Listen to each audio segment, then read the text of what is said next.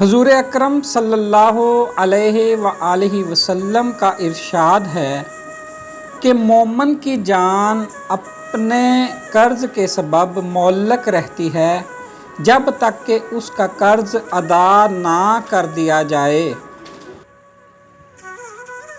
ارشاد نبوی صلی اللہ علیہ وآلہ وسلم ہے کہ وہ شخص جس نے خدا کی راہ میں جان دی ہے اس کا ہر گناہ معاف ہو جائے گا سوائے قرض کے۔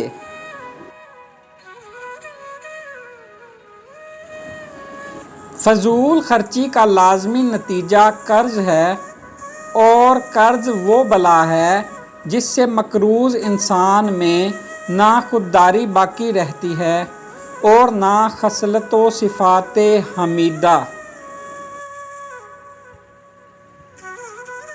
قرض و افلاس کی ترشی فضول خرچ کے سارے نشے اتار دیتی ہے۔ قرض لے کر کشتی کے ذریعے پار اترنا دریا میں ڈوب مرنے سے بھی بدتر ہے۔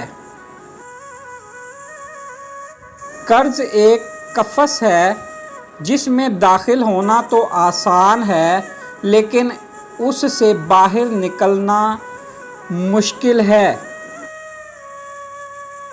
دنیا میں ذلت کی ہزاروں صورتیں ہیں لیکن ذلت قرض ان سب سے سخت تر ہے۔ دنیا میں قرض تکلیف دہ چیز ہے، قرض ذلت ہے۔